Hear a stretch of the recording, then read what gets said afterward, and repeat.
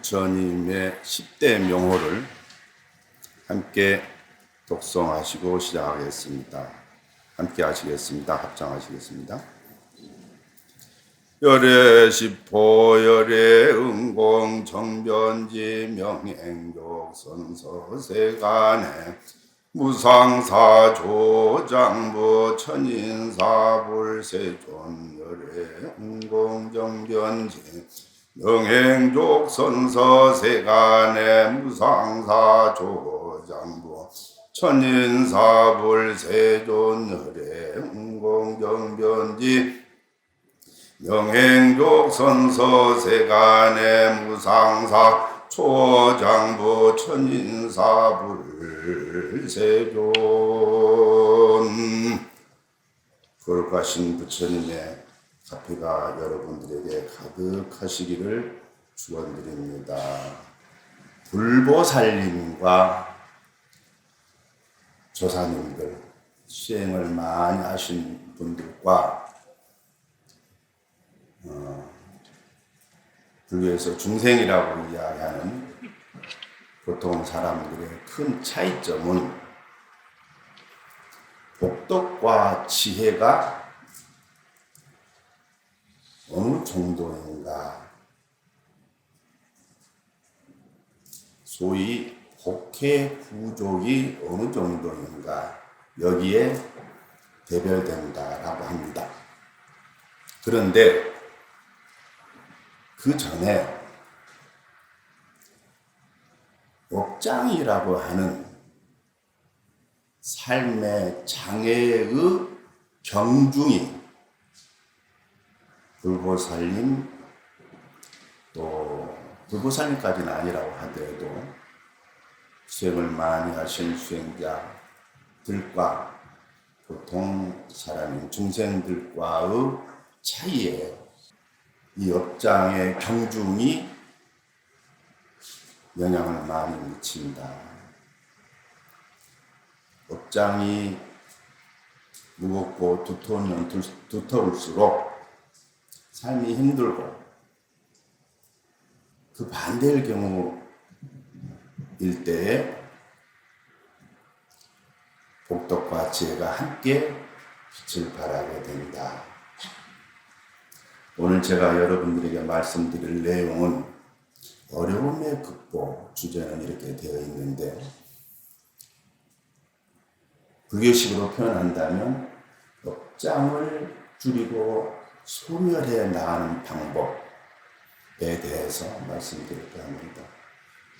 이미 여러분들 많이 아시고 계실 텐데 어떤 면에서 보면 강조한 내용이 될 수도 있습니다. 먼저 예를 하나 들어드릴까요? 제가 어떤 보살님께 들었는데,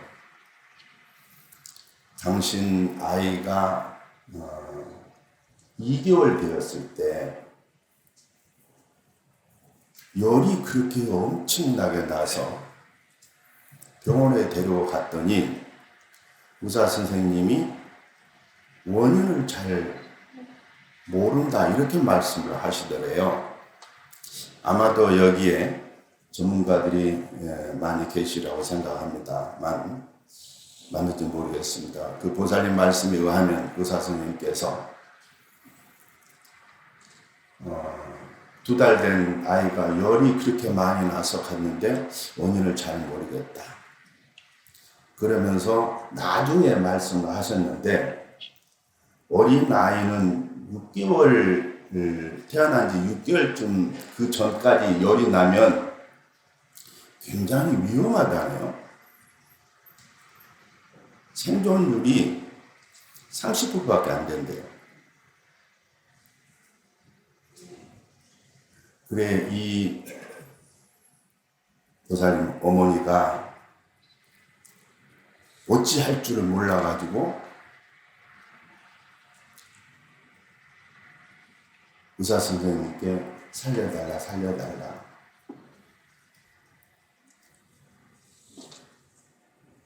또 다른 예를 말씀드려볼까요?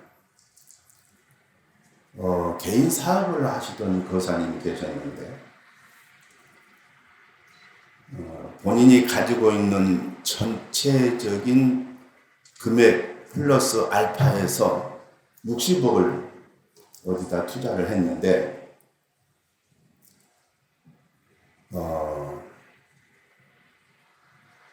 완전 다 소위 까먹었대요. 그래서 어찌 할 줄 모르고 집을 나와가지고 방황을 했답니다. 내가 어떤 누구에게 말 하나 실수해가지고 잘못한 부분에 의한 결과, 말 하나 실수한 부분을 업이라고 이야기한다면 그 결과는 그 업에 의해서 나타난 장애잖아요. 말을 잘못해서 나타났으니까. 현상적으로 삶 속에서 보이는 부분들은 우리가 대부분 다 극복해낼 수가 있습니다. 그런데 이 아이 문제라든가 또는 투자를 했는데 전 재산을 다 소위 날린 거죠. 이런 어려운 부분들이 생겼을 때 우리가 어떻게 극복해낼 수 있을 것인가? 사람마다 어려움의 차이는 있겠지만 그런 것들은 다 있다고 생각을 합니다. 왜냐하면 우리는 중생이기 때문에 중생은 업의 장애가 있고 그 업의 장애가 있기 때문에 어려움은 있을 수밖에 없다. 업의 장애의 경중에 따라서 그 어려움이 더 클 수도 있고 그렇지 않을 수도 있다. 내 삶 앞에 놓여진 허들을 어떻게 뛰어넘거나 돌아갈 것인가. 부처님께서 말씀하신 근본적인 목적은 이것보다는 오히려 우리 삶의 본성을 찾도록, 그래서 번뇌를 멸진시키는 것을 말씀하시지만 우리 삶에 있어서는 이런 부분들이 어찌 보면 더 크다라는 생각도 해봅니다. 그럼 어떻게 이 삶의 허들을 넘어갈 것인가? 그 첫 번째로 저는 삼보를 찬탄, 예경, 공양하자. 삼보에 대한 찬탄과 예경, 공양이 그 허들을 넘는 좋은 방법이다. 반야경이라고 하는 경전에서는 삼보의 공덕은 갑옷과 같고 광명과 같다. 모든 두려움, 굶주림, 몸으로 받는 그런 고통들을 벗어날 수가 있다. 항상 안락하게 해주고 오랜 세월 동안 큰 이익이 있으며 한량없고 헤아릴 수 없을 만큼 도움을 받을 수 있다. 나라경에서는 이렇게 이야기를 하고 있습니다. 삼보의 공덕이라고 하는 것은 우리가 삶을 살아나가면서 침입해 오는 외부의 적들로부터 우리를 보호해주는 갑옷과 같고 어두운 밤길을 걸어갈 때에 밝혀주는 등불 큰 광명과 같다.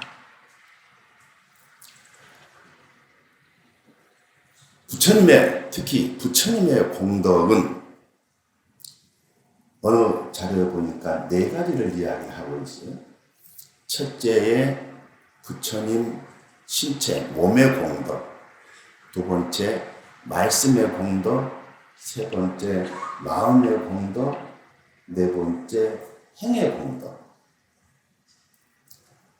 첫 번째 부처님 몸의 공덕에 있어서 설명하고 있는 내용의 하나는, 부처님은 몸 그 자체로서 부처님을 대하는 모든 사람들에게 마음의 편안함을 준다, 안심을 준다라고 합니다.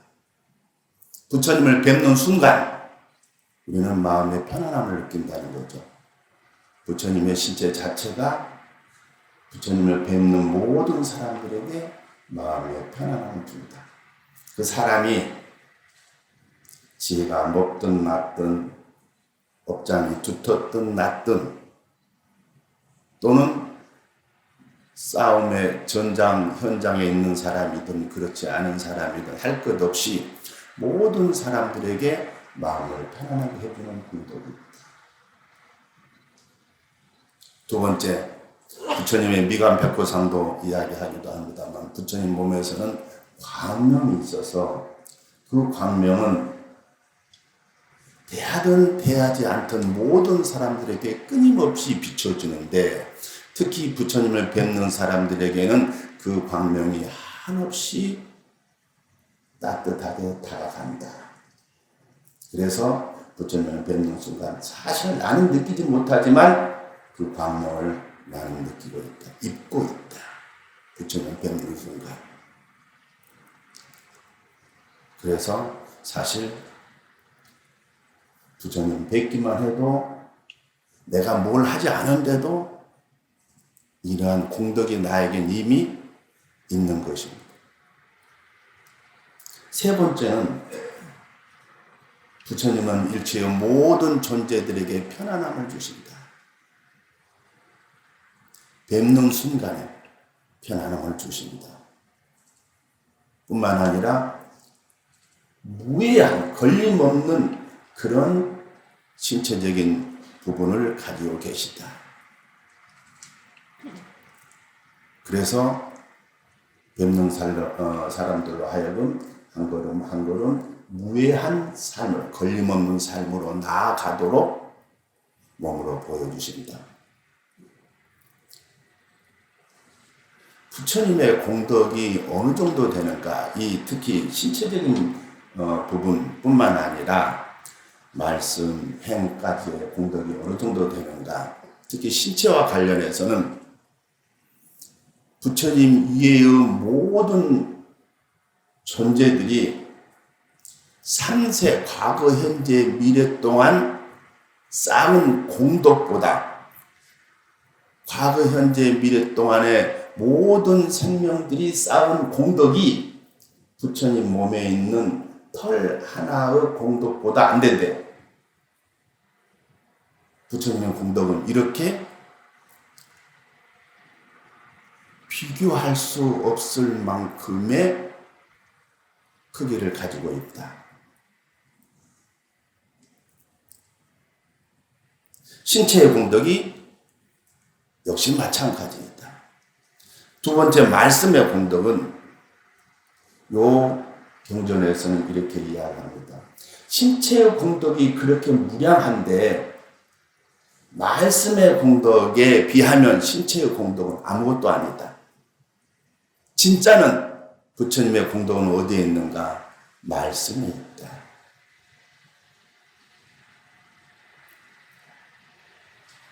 부처님의 말씀은 그대로 진리이다. 그대로 법이다. 부처님의 말씀을 듣는 순간 우리는 그대로 진리를 접하게 되고, 그대로 법을 접하게 되고, 그게 내 안으로 들어왔을 때 나는 진료가 되게 되고, 나는 그 자체로 법이 되게 됩니다. 두 번째, 부처님 말씀은 그대로 생명이다. 이렇게 이야기를 하고 있습니다. 어떤 부처님의 말씀이든 삶을 주는, 생명을 불러일으키는 말씀이다. 어느 부처님은 어떤 말씀 할 것 없이 생명의 말씀 아닌 것이 없다.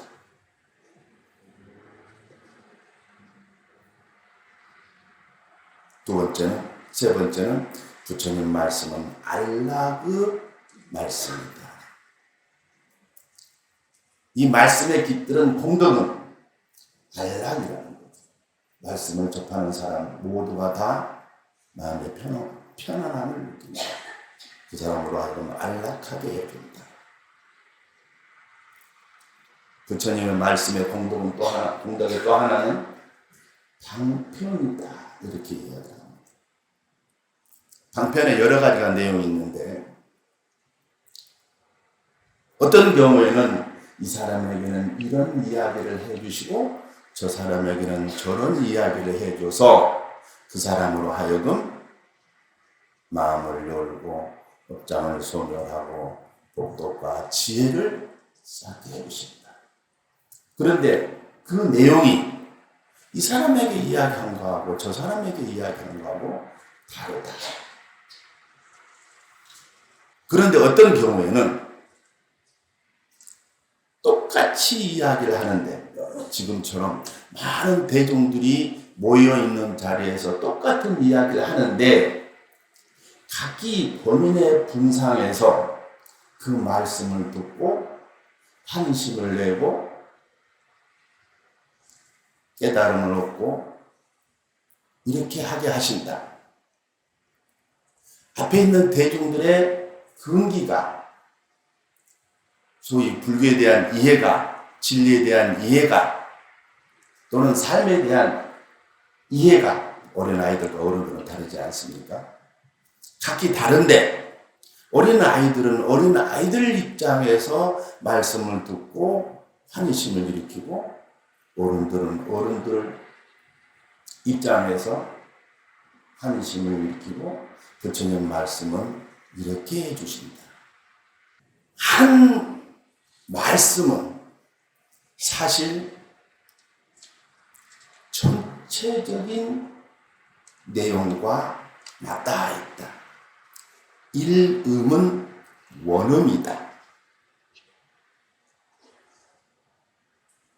한 말씀은 구경의 말씀과 전부 다 있다. 그래서 일음은 원음이다. 그러다 보니 하나의 공덕은 전체의 공덕과 맞닿아 있다. 그래서 사실 부처님 한 말씀을 우리가 제대로 들을 수 있다고 한다면, 부처님이 84,000 법문을 주신 그 모든 말씀들을 전부 다 연결해서 알 수가 있다.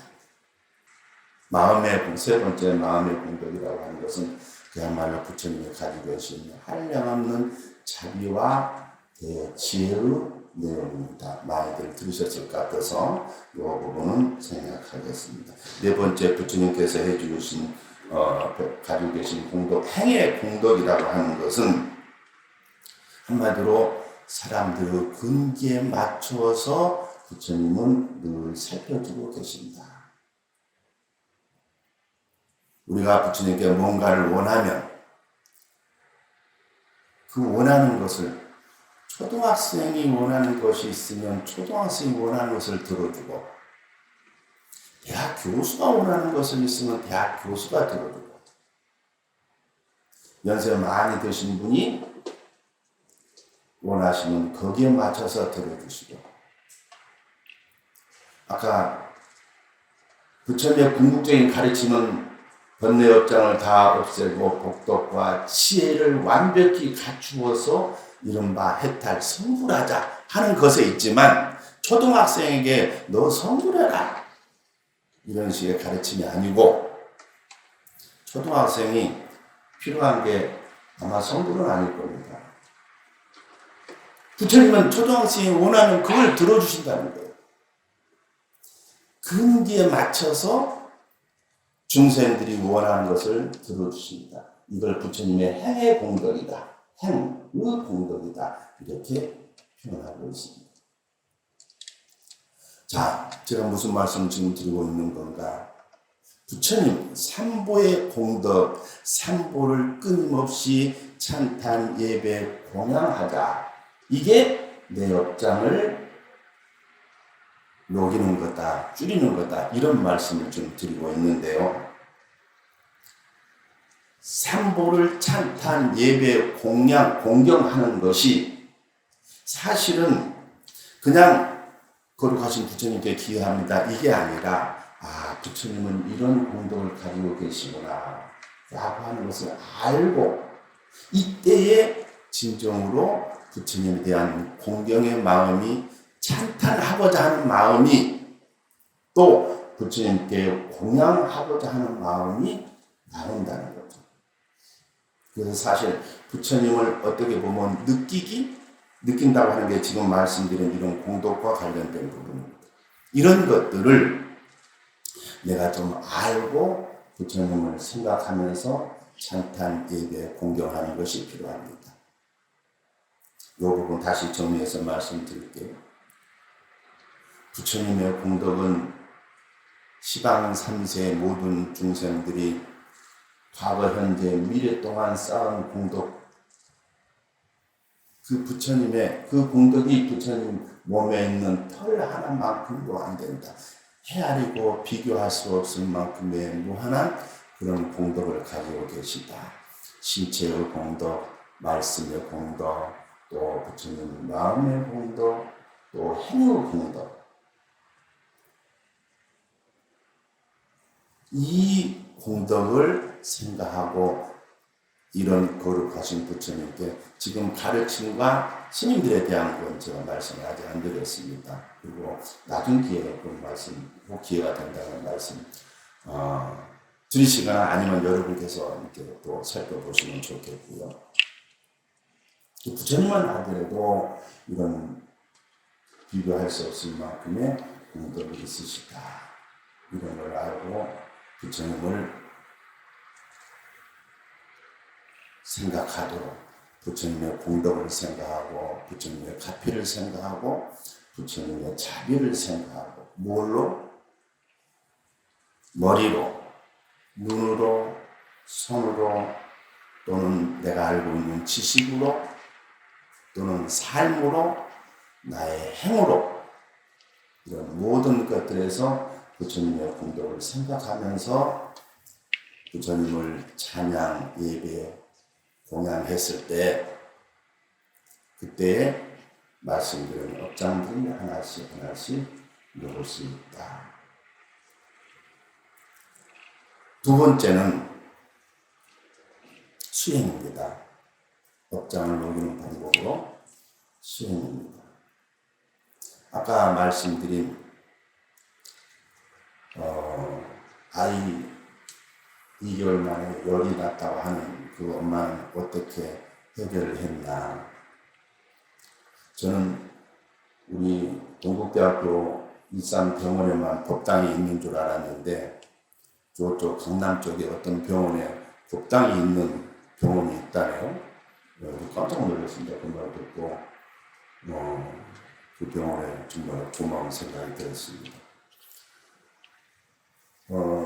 이틀 동안 아이가 열이 안 떨어지는데 의사 선생님이 내일까지 한번 기다려보자. 내일도 안 떨어지면 무슨 수를 써서라도 방법을 해야 된다.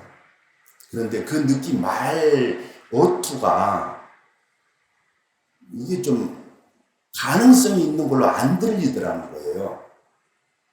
그래서 그날 저녁에 그 병원에 있는 법당에 가가지고 부처님한테 매달렸답니다. 기도를 했답니다. 본인이 지금까지 그 아이가 지금 커서 지금 올해 대학교 준비하고 있거든요. 저도 아는 친구인데. 그러니까 아이가 거의 한 20살 됐잖아요. 지금 그 이후로도 지금까지 부처님께 한 기도 중에 그때만큼 온 힘을 다해서 기도해 본 적이 없대요. 그 이후로도. 그러니까 간절함이 있으니까 자기도 모르게 나왔나 봐요. 그냥 밤새 그 법당에서 그냥 흔히 하는 말로 부처님 붙잡고 매달렸대요. 우리 아이 살려달라고. 우리 아이 살려달라고. 아침에 갔는데 의사 선생님이 얼굴이 환해져가지고 아이 열이 떨어졌습니다. 그러는 순간 눈물이 그 방법을 모르겠다는 거예요. 왜 아이가 열이 떨어졌는지 본인도 아직까지 모른다는 거예요. 그래서 경전에도 조사어록에도 스님들 법문에서도 기도할 때 간절하게 해야 됩니다. 간절한 절자가 거기에 한자 더 있습니다. 긴급할 급자.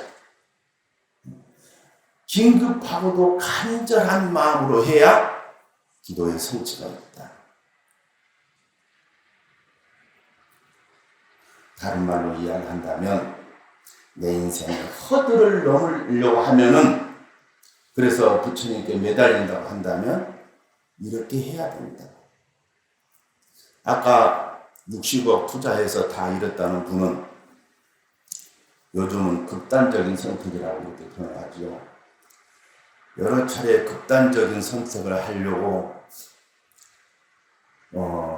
하다가 실패하고, 그러다 어떤 스님을 만났대요.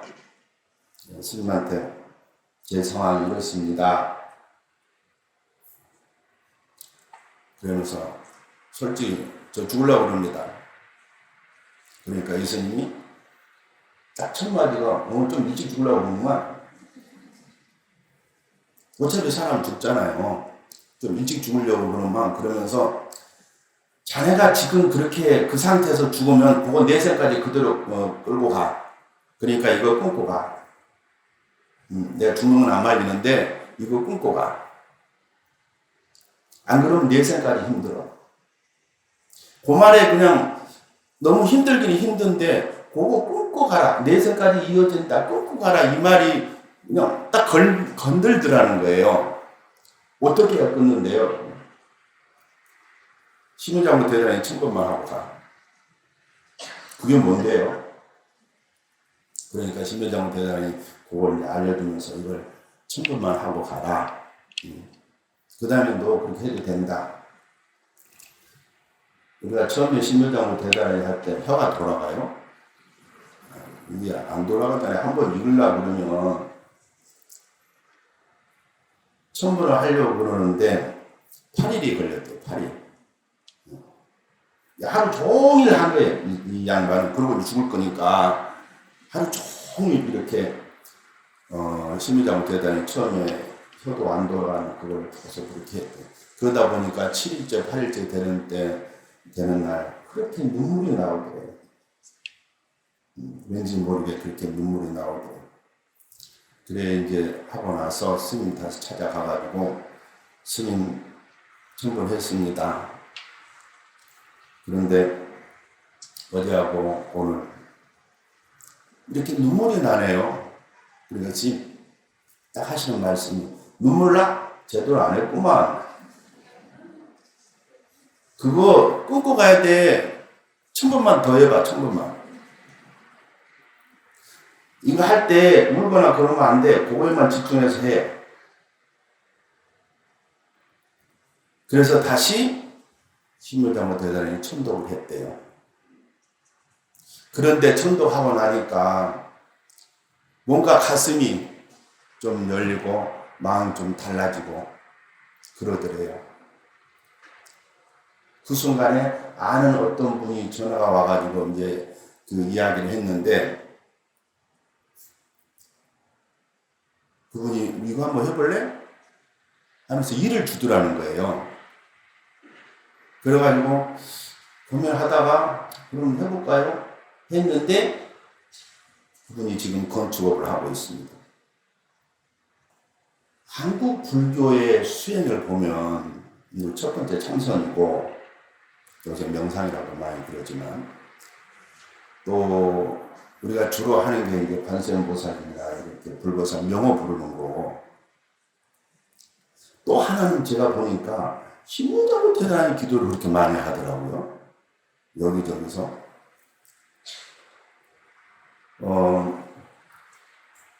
얼마 전에 이제 스님들 몇 분하고 만나서 이야기하는데, 스님들이 다 60이 넘은 스님들이거든요. 제가 솔직하게 말씀드리면, 올 2월 달에 퇴임했거든요. 학교. 퇴임하고 스님들 만나서 이제 이런저런 이야기하면서, 솔직히 좀 쉬고 싶다. 한두 달에 좀 쉬고 싶다. 그러면서 그 스님들하고 이야기를 했는데요. 그 스님들 사는 이야기가 자연스럽게 나왔어요.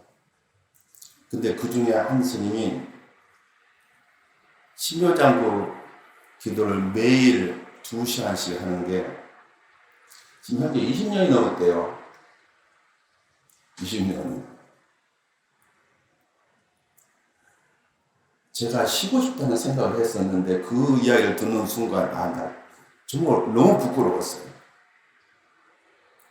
또 그 옆에 있는 다른 스님은 일주일에 3일을 하루에 4시간 반씩 독경하면서 정진하는데, 다란히 기도는 아니고 독경하면서 정진하는데 벌써 그 스님도 10년이 넘었대요. 그런 이야기를 듣고 나니까 참 우리 스님들이 정진을 열심히 하시는구나. 어떤 스님한테 제가 그 이야기를 했거든요. 그랬더니 그 스님이 그러는 거예요. 저는 신묘장으로 대단한 기도 15번인가까지 천독을 하는 거에 세다가 그 이유는 안 셌어요. 한 번 앉으면 천독을 하고 나온대요. 천독하려고 그러면 빨리 해도 10몇 시간 걸리거든요. 처음에는 아침 4시에 들어가서 밤 12시에 나왔대요. 근데 나중에 좀 하다 보니까 밤 10시 정도에 끝나더라. 그동안에 화장실도 안 가고 엉덩이를 안 떼고 천독하려고 그렇게 작정을 하고 그렇게 했대요. 제가 아는 어떤 그 연예인은 제가 이야기하면 여러분 다 아실 분인데, 올 2월 달에 그때 이야기하는데 올 1월이군요. 그때 매일 신묘장으로 대단히 108독을 하는데 4년 반 됐다 그러더라고요. 그때. 지금 이제 몇 달 지났으니까 5년이 됐네요. 여기저기서 이렇게 그 신묘장구 대단히 기도를 많이 한다라는 그런 이야기를 듣고,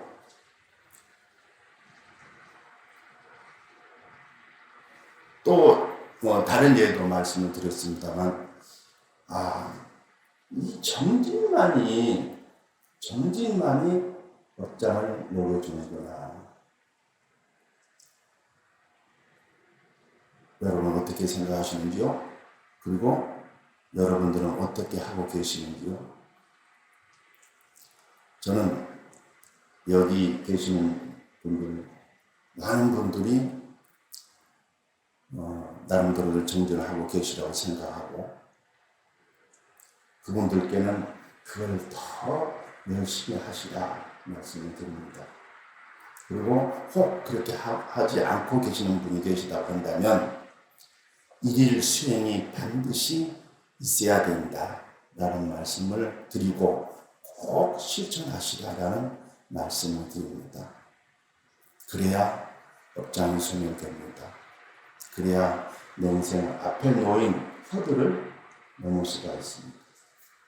그런데 그걸 어느 정도까지 해야 되느냐 하면요, 몸으로 정말 업장이 넘는구나 하는 게 느껴질 정도로, 스님들도 법당에 들어서 앉아서 화장실도 안 가고 아침 4시부터 밤 10시, 12시까지 그렇게 앉아서 한다고 말씀드렸잖아요. 그렇게 하다 보면 몸으로 옵니다. 몸으로 느낌이 옵니다. 그런 정진이 있어야 거기서 업장을 넣는다. 그런 거 하지 않으면 그냥 우리는 우리 앞에 놓여진 허들을 어쩔 수 없이 넘기 어렵다. 하나만 더 말씀드린다고 한다면 일일 수행과 관련해서 첫 번째는 우리 정진 기도가 있어야 된다라는 말씀을 드리고 싶고요. 또 하나는 불교에 기가 막힌 수행법이 있습니다. 알아차림 수행입니다. 우리가 이런 게 있는데 이걸 안 써먹어요. 내가 지금 어떤 생각을 하고 있고 어떤 말을 하고 있고 어떤 행동을 하려고 하고 있고 이걸 끊임없이 알아차리라고 누차 이야기하잖아요. 생활 속에서 이런 알아차림이 있으면 결론적으로 수많은 업장들을 노릴 수가 있습니다. 정말로 지혜로운 사람이라고 한다면 알아차림을 할 때 거기에 당연히 지혜가 들어갑니다. 내가 지금 이런 생각이 일어나는데 이런 말을 하려고 하는데 이 말이 어떤 결과를 가져오겠구나 이런 정도는 우리가 안단 말이에요. 그러면 그 말을 안 할 수 있는 역량이 우리한테 있다는 거예요. 물론 화가 났을 때 화가 난다 여기까지 올라왔는데 그걸 안 하고 참는 게 불자이고 내뱉는 게 중생이고 사실 중생은 내뱉어야 짜릿하고 기분 좋긴 하지만 그러나 그걸 알고 안 했을 때에 그 이후에 생기는 업장이라고 하는 것은 없다는 거예요. 그게 모여졌을 때에 업의 덩어리가 되는 거예요. 업의 덩어리가 내 삶에 끌려다니고 내 삶에 이렇게 묶여져 가지고 하고 있으면 인생이 힘들 수밖에 없지요. 마치 쇠사슬처럼 그 업의 덩어리가 내 삶에 달라붙어 있다고 한다면 힘들 수밖에 없죠. 저도 이 생각 많이 하면서 삽니다. 그걸 알아차림이라고 하는 것은 알아차림을 한다는 것은 그 업의 덩어리를 생기지 않도록 지금까지 있는 거 놔두고 앞으로 생기지 않도록 하는 것을 줄이는 거죠. 더 지혜로운 사람은 뭐냐 하면 내 속마음과는 달리 이게 좋은 곳으로 나아갈 수 있도록 업의 장애로 만드는 게 아니라 공동으로 승화시킬 수 있도록 내 말과 행동을 바꾸는 것입니다. 이게 진짜 부처님 가르침을 듣는 불자들의 삶이고 수행입니다.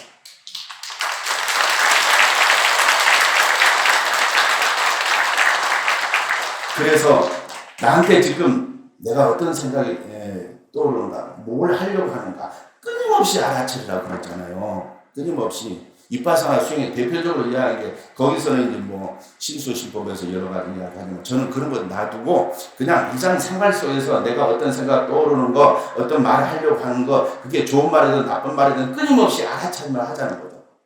그리고 그 다음에 말을 하든 행동을 하든 하자는 거죠. 그때에 그게 안 좋은 거라고 한다면 우리가 알 수가 있으니까 하지 말자는 거죠. 그게 법의 직접을 방지하는 길이다. 그러니까 상당수 업의 결과는 우리가 이런 알아차림을 통해서 제어할 수 있고 녹일 수 있고 반대로 공동으로 승화시킬 수가 있습니다. 그리고 정말 큰 눈에 보이지 않는 정말 우리 인생 삶 속에 깊숙이 들어있는 허들은 우리의 힘으로 안 되지만 그래서 불보살님께 기원하고 그 가피를 바라는 것이지만 짜잘한 것들은 우리의 힘으로 충분히 이겨낼 수 있다는 거죠. 극복해낼 수 있다는 거죠. 그게 뭐냐? 알아차림 수행이라는 거죠. 그래서 오늘 여러분들에게 말씀드리자고 한다면 삶 속에서 내가 지금 어떤 말을 하려고 하고 있고 어떤 생각을 하려고 하고 있고 어떤 행동을 하려고 하는가 하기 전에 잠깐 알아차림을 하자. 알아차림. 그래서 그걸 끊임없이 알아차림이라고 하는 걸 머릿속에서 지우지 말고 갖고 해나가자. 그러면 오늘 주제가 지금 어려움으로부터 극복하기 이런 식으로 업장을 소멸하고 업장을 조금씩 줄여갈 수가 있습니다. 그리고 그것을 공덕으로 승화시킬 수가 있습니다. 오늘 정리해서 말씀드리자고 한다면, 네.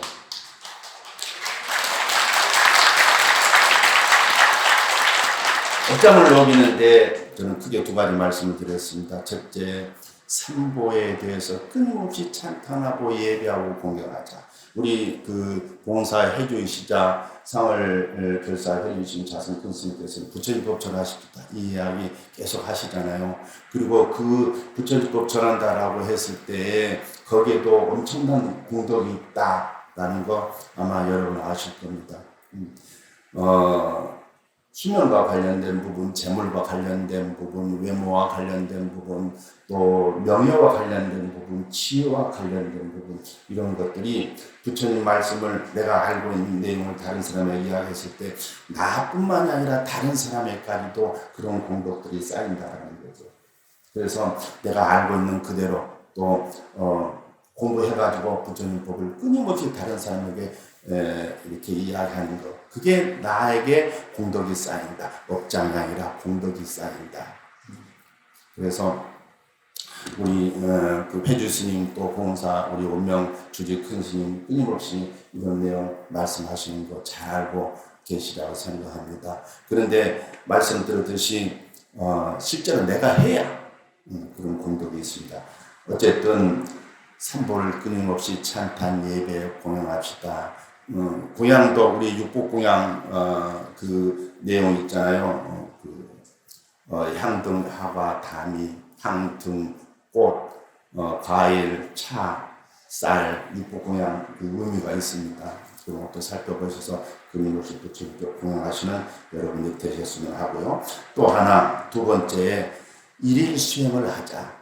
일일 수행을 하는데 내가 지금 하고 있는 그 수행을 얼마만큼 아까 간절할 절자와 긴급할 급자를 말씀드렸습니다. 거기에서 그 간절하고 긴급하다는 생각으로 정말 업장이 녹는다. 나는 느낌이 몸에 오도록 그렇게 가행정진을 해보자는 거죠.